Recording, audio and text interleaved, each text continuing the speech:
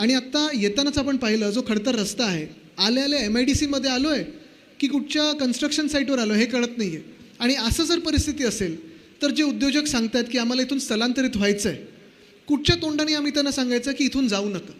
अर्थात सगळ्यांना आम्ही विनंती करत असतो की परिस्थिती बदलेल, काहीतरी चांगलं होईल, पण मला वाटतं जर उद्योगमंत्र्यांच्याच जिल्ह्यामध्ये पालकमंत्री जिथे आहेत ते अशी परिस्थिती असेल तर इतर महाराष्ट्रांनी काय अपेक्षा ठेवायच्या हा एक प्रश्न उपस्थित होतोच.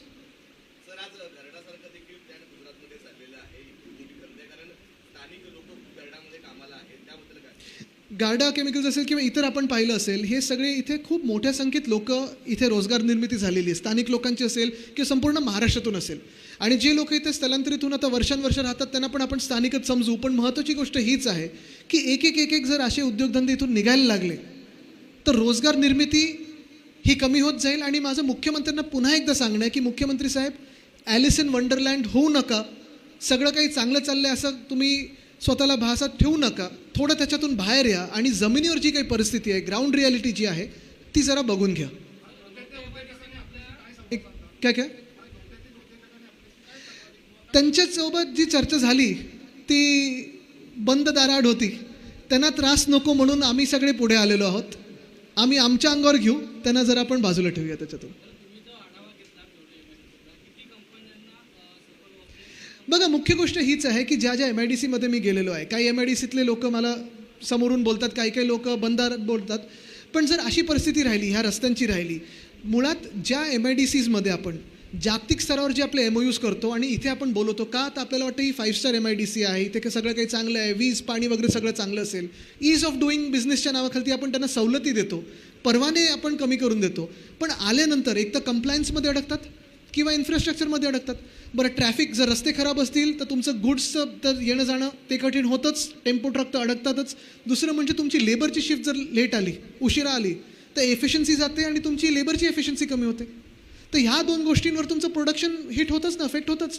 तर ह्या काही गोष्टी ज्या बारकाव्याने ह्या कंपन्या बघतात. आणि आता AIच्या जमान्यामध्ये तर ह्या काही गोष्टी सुटतच नाहीत. एफिशियन्सी वाढवायची कशी, तर एफिशियन्सी तुमची लेबरची, मशीनची, विजेची, हे सगळं वाढूनच तुम्ही बचत पण करू शकता आणि प्रॉफिट पण वाढू शकता.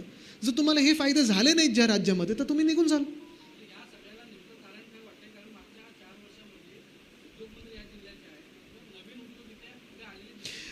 जसं मी सांगितलं ना की रस्त्यातून डांबर गायब झालं आहे, ते उद्योगमंत्र्यांना विचारा कसं झालं आहे गायब.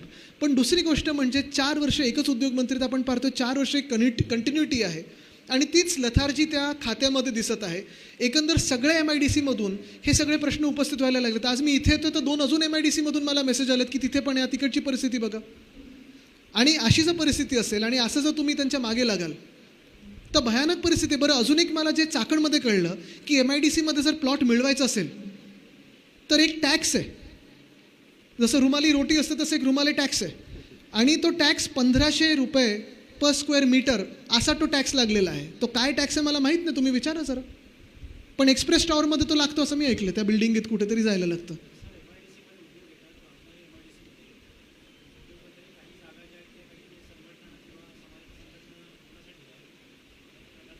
मला वाटतं ते MIDC ठरवू शकतं ना.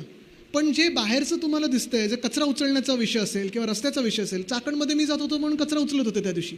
हिंजवडी तसंच आहे. हिंजवडीमध्ये जवळपास 6 लाख लोक ही IT क्षेत्रात डायरेक्टली जोडलेली आहेत. तिथे रोजगार निर्मिती तेवढी झालेली आहे. हिंजवडीमध्ये आजूबाजूची गावं त्याच्यापेक्षा तिप्पट रोजगार निर्मिती आहे. का, तर ॲन्सिलरी इंडस्ट्रीज आहेत. जर IT सेक्टर तिथून निघालं तर एवढ्या लोकांना तुम्ही खरोखर रोजगार देऊ शकणार आहात का?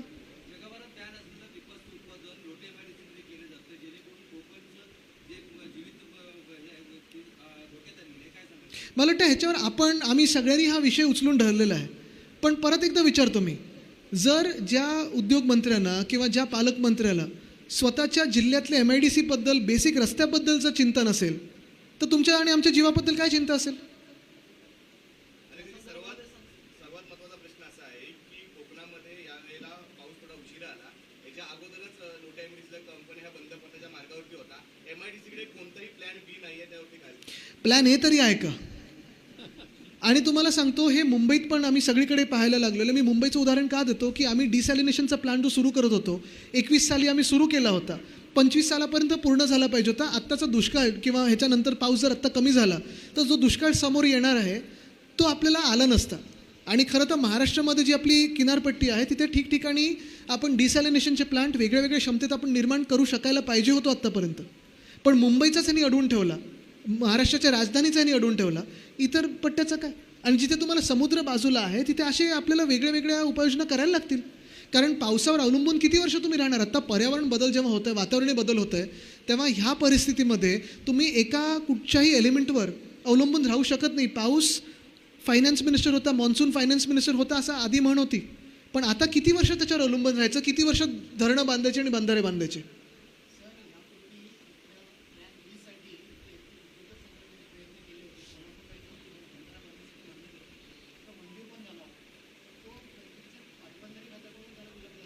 आत्ता मी ऐकलं ते तो बंधारा परत मंजूर झाला आहे की नाही ह्याच्यावर तर चर्चा होतीच. प्रस्तावित तर आहे, सुप्रमा मिळालेली आहे, कॉस्ट वाढलेली आहे, जसं सगळ्या ह्यांच्या प्रोजेक्टला मिळतेच.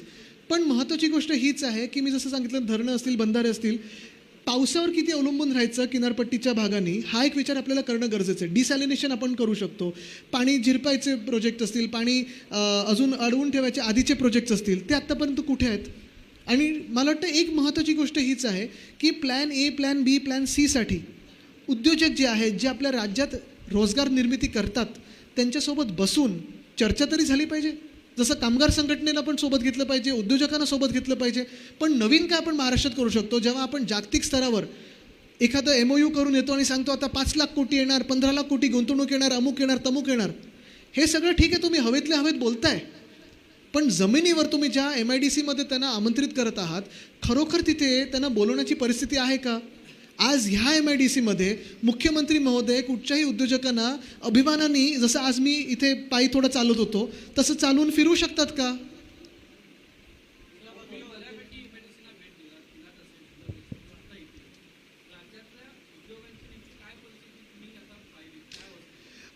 उद्योग बिचारे चालवायचेच म्हणून आता चालतात, कारण काही काही ठिकाणी गुंतवणूक मोठी झालेली आहे. तरी देखील एक महत्त्वाचं आहे, अजूनही महाराष्ट्रावर जो विश्वास आहे उद्योजकांचा तो कायम राहिलेला आहे. पण त्याचा गैरफायदा सरकारने घेऊ नये असं माझं मत आहे. काही गोष्टी ह्या राजकारणाच्या पलीकडे असतात. जिथे जिथे मी गेलेलो आहे कुठे मी तसंच नेहमीच सांगतो की कुठे आत्ता ह्या कार्यक्रमामध्ये राजकीय सभा मला घ्यायच्या नाही आहेत, कारण हा माझ्या राज्याचा रोजगार निर्मितीचा विषय. आणि आज खरोखर जर लक्ष घालून ह्या सगळ्या ठिकाणी सरकारने इन्व्हेस्टमेंट थोडीफार जरी केली, आणि ह्याच्यात CSR आणण्याची गरज नाही आहे. काय होतं आहे, उद्योजकांना सांगतोय तुमचं ईज ऑफ डुईंग बिझनेसमध्ये काही सवलती देतोय, तुम्ही तिथे गुंतवणूक करू नका, तुम्ही गुंतवणूक मेन बिझनेसमध्ये करा, कोर बिझनेसमध्ये करा. आणि नंतर सांगतोय आता रस्ते बनवायला पण तुम्हीच पैसे लावा, कचरा उचलायला पण तुम्ही पैसे लावा. हे जे काही दुटप्पीपणा चालू आहे तो कुठेतरी थांबणं गरजेचं आहे.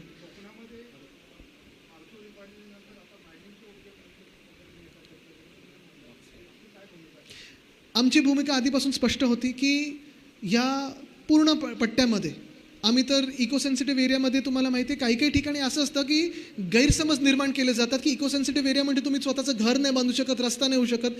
हे सगळं काही होऊ शकतं. नुसतं इल्लिगल मायनिंग किंवा एअरपोर्ट किंवा ज्या एकदमच हानिकारक गोष्टी आहेत त्या होऊ शकत नाही. ते जरी असलं तरी मला वाटतं अनेक ठिकाणी इल्लिगल मायनिंग जे सुरू झालेलं आहे त्याच्यावर कुठेतरी आळा बसणं गरजेचं आहे.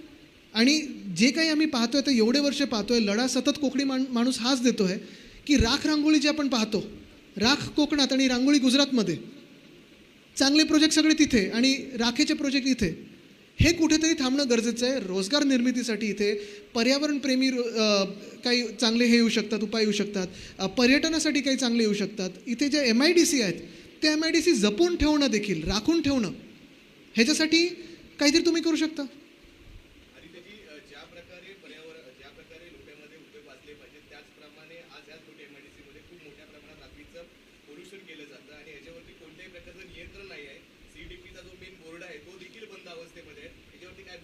मला वाटतं भूमिका म्हणजे हे सगळं आपल्याला दिसतंय आणि दोन्ही गोष्टी आहेत ना. म्हणून जेव्हा आपण बघतो की कोकणात एक जी भीती असते की एखादा उद्योगधंदा आला, एखादा मोठा उद्योग आल्यानंतर एक आंदोलन पहिलं का निर्माण होतं, कारण कोकणाच्या माणसाला भीती आहे की ह्या जशा गोष्टी चालू आहेत आणि कुठेही याच्यावर काही पाबंदी नाही आहे, हे असंच चालू राहणार. प्रदूषण जर आपण पाहिलं तर एवढ्या भयानक प्रकारे चालू असतं. आत्ता पण तुम्ही मी जेव्हा मुंबईवर येत होतो, उरण वगैरे तिकडे पहा, श्वास घेता येत नाही, काच खालती करू शकत नाही. कोकणात आल्यानंतर निसर्गरम्य आपण वातावरण पाहतो, हिरवगार आत्ता सगळं दिसतंय. पण ह्यांचंच जर सरकार राहिलं तर काय राहणार, हा एक विषय आहे.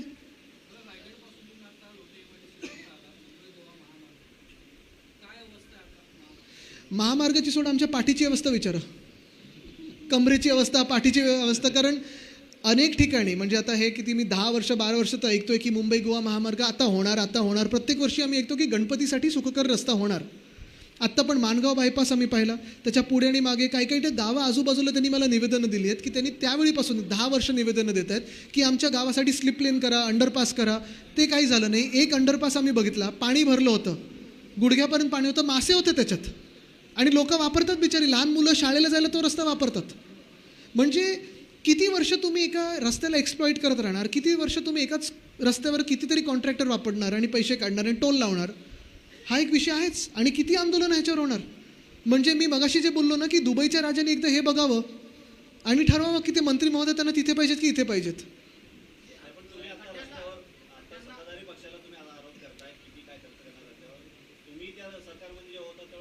आम्ही सत्तेत होतो तेव्हा पण आम्ही आंदोलन केलं होतं, तेव्हा पण आम्ही पार्लमेंटमध्ये प्रश्न विचारायचो. गीते साहेब असतील की विनायक राऊत साहेब असतील, दोघेही त्यावेळी आंदोलनं पण केली आहेत आणि प्रश्न देखील विचारलेत. टोकाची भूमिका तेव्हा पण आम्ही घेतली.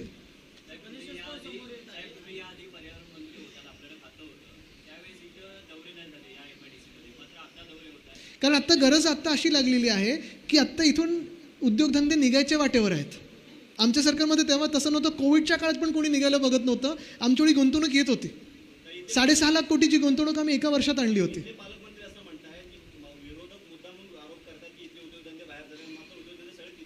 चांगलं आहे, आनंदाची गोष्ट आहे. आणि जर खरोखर असं असेल तर चांगली गोष्ट आहे. पण एकदा परत मी सांगतो, ॲलिस इन वंडरलँड होणं बंद करा आणि रस्त्यावर उतरून पहा. आणि कुठचे उद्योगधंद्यांबद्दल ते विचारतात, बोलतात ते जरा विचारा त्यांना. कदाचित त्यांच्या मनात थोडे वेगळे असतात. एक मिनटं, सॉरी.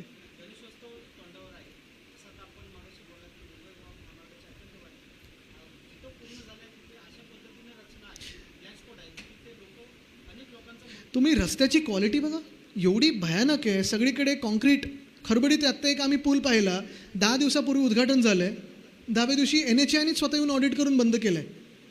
हे NHAI म्हणजे national highway authority of India, Mumbai Goa महामार्ग, मुंबई अहमदाबाद महामार्ग, मुंबई नाशिक महामार्ग एवढे भयानक आहेत, एवढे भयानक आहेत. 50 मीटर पण तुम्हाला स्मूथ दिसणार नाही कुठे.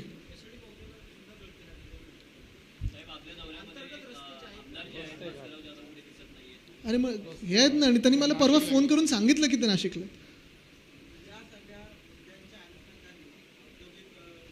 आणि काय भास्करजी आणि आम्ही हाऊसमध्ये एकत्रच बसतो. मी आज विक्रांतजींना सांगितलं आज बसा माझ्याबरोबर.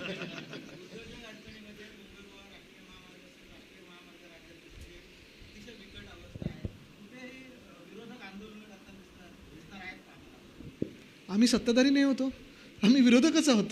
पण परत एकदा मी तुम्हाला सांगतो, उठसूट राजकीय विषय करण्यापेक्षा आणि उगाच आंदोलन करण्यापेक्षा पहिलं म्हणजे तुमच्या माध्यमातून, मीडियाच्या माध्यमातून आम्ही त्यांना जाग येते का पाहतोय.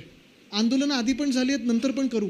पण आत्ता पहिली गोष्ट हीच आहे की एक्सपोज करून तुमचं काम नेमकं काय आहे हे दाखवा. आज आम्ही जर आंदोलन केलं, चक्काजाम जर केलं इथे आणि परत उद्योगधंदे बंद पडले, एक दिवस यांचं नुकसान झालं, तर परत हे जातीलच ना. आम्ही हे ना इथे ठेवायचं कसं ह्याच्यासाठी आलेलो आहोत. मागून कोणाला काही प्रश्न? सॉरी, हे ना एक मग तुमच्याकडे येतो. सॉरी,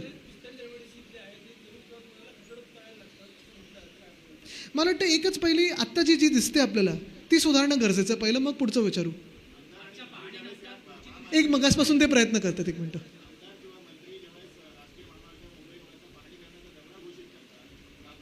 डागडुजी मस्त होते. हो, आज एक ॲडव्हान्टेज असं झाला की मी येत असताना काल रात्री डागडुजी झाली आणि सकाळी पाऊस पडलाय. तर खरी परिस्थिती परत दिसायला लागली, खडी वाहून गेली सगळी. कारवाई म्हणजे तुमच्या माध्यमातून दिसलंय. आता पुढचं आंदोलन जर तीव्र करायचं तर तेही करू. पण आज पहिलं जे त्यांचा खोटारडेपणा आहे तो दिसलाय. आगे आगे देखो.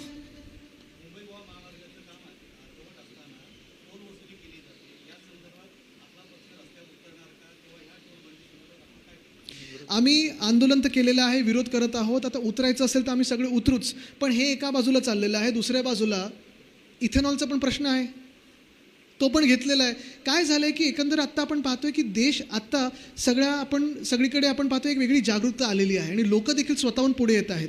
आणि मी हेच सांगतोय की हे सगळं आता आपण सगळ्यांनी देशवासी म्हणून, भारतीय म्हणून सगळ्यांनी उतरलं पाहिजे आणि सरकारला जाब विचारणं गरजेचं आहे, नाहीतर पूर्ण हे शांत करून टाकतील. मला वाटतं सरकारला अल्टिमेटम हा आता देशाने दिलेला आहे, पण मुख्य गोष्ट हीच आहे की अल्टिमेटम देण्यापेक्षा किंवा कुठेही काही बोलण्यापेक्षा पहिली गोष्ट म्हणजे ही परिस्थिती सरकारला दाखवलेली आहे. कारण मुख्यमंत्र्यांना वाटते की सगळं काही चांगलं आहे. आज मी मुख्यमंत्र्यांना विनंती करत आहे, त्यांना आमंत्रण देत आहे की तुम्ही आणि मी दोघंही डागडुजी व्हायच्या आधी परत एकदा उद्या परवाकडे पाहिजे तर त्यांना वेळ असेल तर मी त्यांच्यासोबत परत येईन इथे आणि एकदा चालूया सोबत, बघूया चालून, इथे येऊ की अंबडला जाऊ की नाशिकमध्ये फिरू, पुण्यात फिरू, हिंजवडीत फिरू, कुठेही फिरू.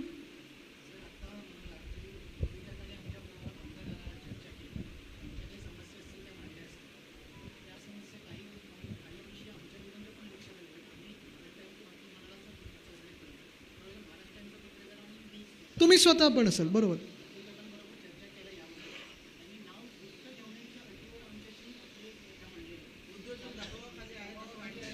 बघा कसं असतं की त्यांना अडचणीत आणण्यासाठी यांच्याकडे 100 वेगळे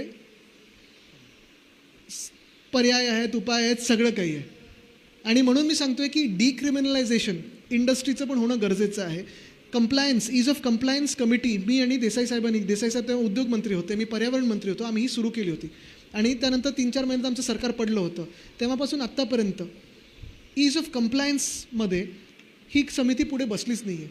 आणि उद्योजकांना अडचणीत आणायचं असेल तर कुठच्या मुद्द्यावर आणायचं हे सरकार त्याच्यातच विचार करतं. आम्ही हा विचार करत होतो की जर आपल्या महाराष्ट्रामध्ये रोजगार निर्मिती वाढवायची असेल तर आपल्याला रोजगार निर्मितीसाठी ते साधनं देणं गरजेचं आहे, तो स्कोप देणं गरजेचं आहे. ते ह्या ईज ऑफ कंप्लायन्समधून होत होतं. एक शेवटचा प्रश्न घेऊया. त्यांनी आत्ता जे सांगितलं की गुप्त ठेवण्याचं, पण एक निश्चित आहे, जसं मी सांगितलं ना की ईज ऑफ कंप्लायन्स, डिक्रिमिनलायझेशन हा खूप मोठा विषय आहे, त्याचा आम्ही कमिटी रिपोर्ट पण केला होता. पण महत्त्वाची गोष्ट हीच आहे की आज जी आपण परिस्थिती पाहतोय, मुंबई गोवा महामार्ग तर आहेच, म्हणजे येणं जाणं तर कठीण आहेच, पण आत आल्या स्वागताला एक खड्डा मोठा होता, तो तुम्हीही पाहिला, मीही पाहिला. आणि अशी जर परिस्थिती असेल तर हे जेव्हा तुम्ही बाकीचं तर सोडा, हे उद्योजक जेव्हा दुसऱ्यांकडे जातात, गुंतवणूकदारांकडे जातात की माझ्या इंडस्ट्रीमध्ये गुंतवणूक करा, कोण येऊन इथे गुंतवणूक करणार आहे, कोण येऊन इन्व्हेस्टमेंट करणार आहे आणि कोण ह्यांना वाढवण्यासाठी हे देणं, स्कोप देणं.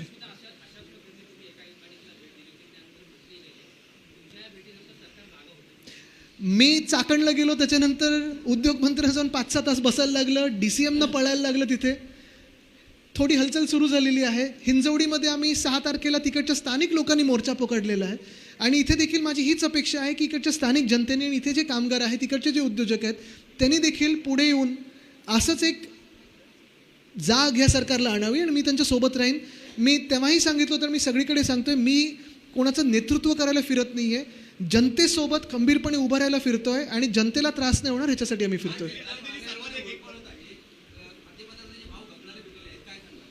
आज एक साखरेचं तर गगनाला भिडलेलं आहेच आणि दुसरं म्हणजे इथेनॉलचे शेअर देखील तेवढेच वाढलेले आहेत. त्याचा ताळमेळ काय लागतोय हे आपण बघावं.